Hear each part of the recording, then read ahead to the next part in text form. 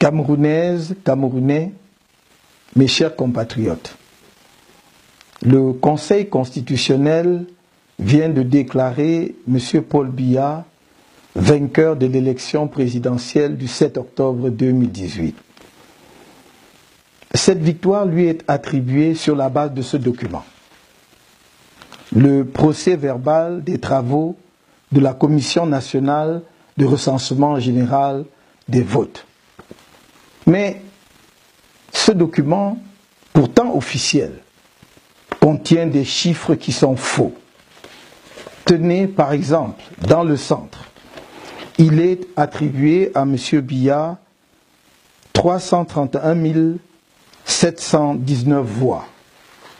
Mais quand on additionne les voix obtenues par ce candidat dans les différents départements du centre, il obtient ou obtiendrait 475 231 voix. On attribue à Maurice Kamto, votre humble serviteur, 12 936 voix. Quand on additionne les chiffres que j'ai obtenus dans les différents départements du centre, le total fait 102 604 voix. On attribue au candidat Libby Cabral 33 306 voix. Mais quand on additionne les voix obtenues par ce candidat dans divers départements du centre, il obtiendrait en réalité 65 004 voix. Et ce ne sont pas les seuls exemples de faux chiffres contenus dans ce document. C'est dire qu'on ne peut pas aujourd'hui, sur la base des résultats sortis des urnes le 7 octobre 2018, proclamer M. Paul Biya vainqueur de cette élection.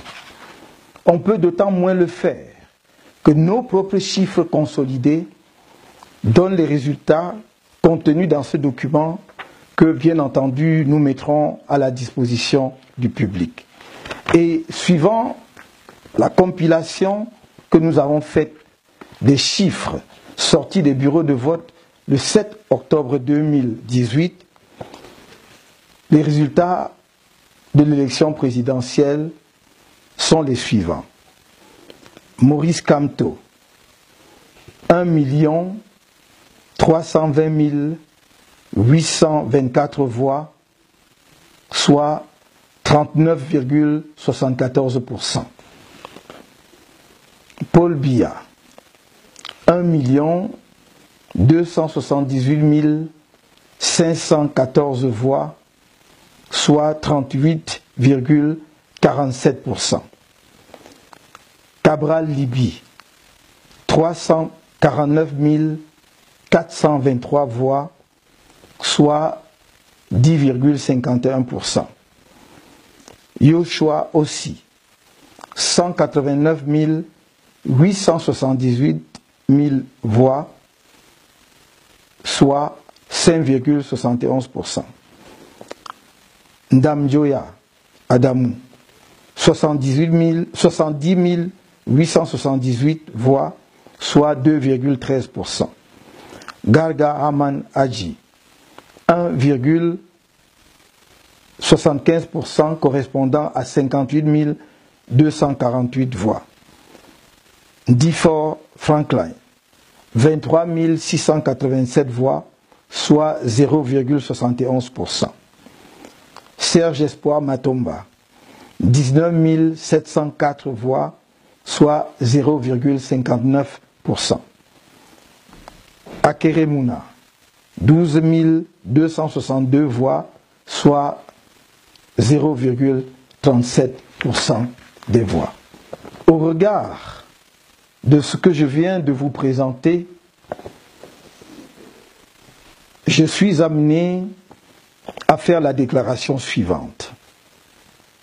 Camerounaises, Camerounais, chers compatriotes, l'élection présidentielle du 7 octobre 2018, à l'issue de laquelle vous m'avez confié la conduite des affaires de la nation pour le prochain mandat présidentiel, s'est tenue dans des conditions particulièrement difficiles.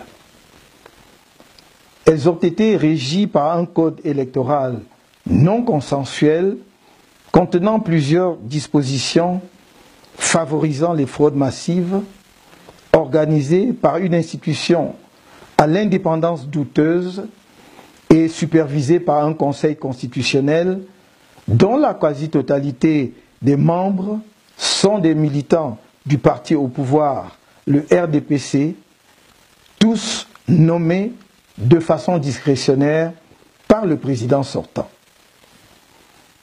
À ce déséquilibre institutionnel s'est ajouté un climat sécuritaire délétère.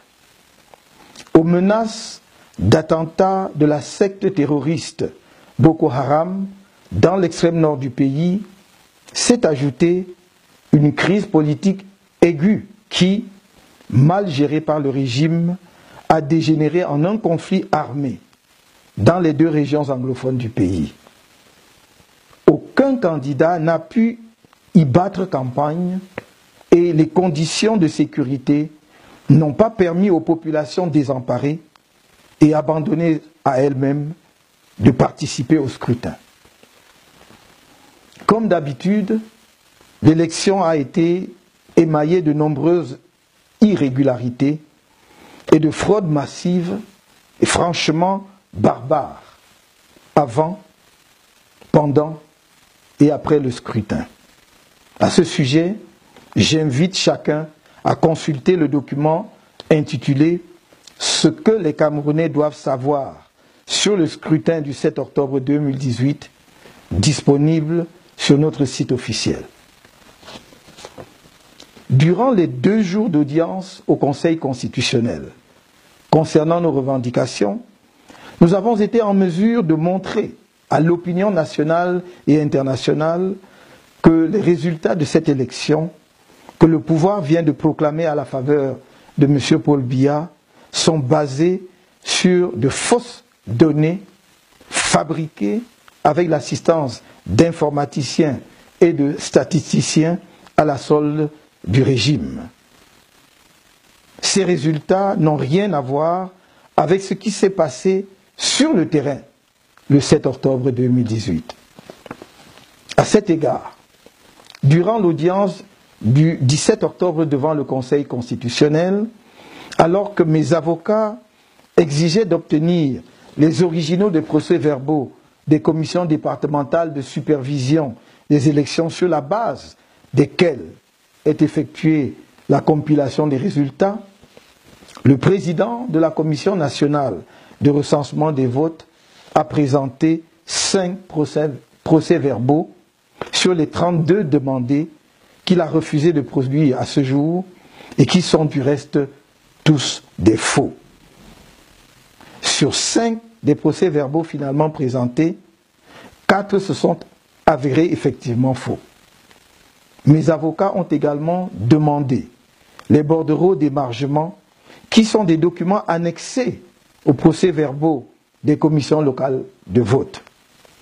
Ces bordereaux d'émargement, détenus par ELECAM, constituent des preuves irréfutables pour déterminer ceux qui ont effectivement voté. Cette requête a été également rejetée. Pour montrer l'enchevêtrement de toutes les institutions en charge des élections, sous le contrôle d'un individu, le chef de l'État, par ailleurs candidat à cette élection, il suffit de relever que, selon le code électoral, un membre du Conseil constitutionnel est nommé président de la Commission nationale de recensement des votes par le président du dit Conseil. Ce dernier, ainsi que tous les membres du Conseil constitutionnel, sont également nommés par le même chef de l'État. Il en est de même de tous les membres du supposé organe indépendant de gestion des élections, Elections Cameroun, couramment appelé ELECAM, auquel il faut enfin ajouter le ministère chargé de l'administration territoriale.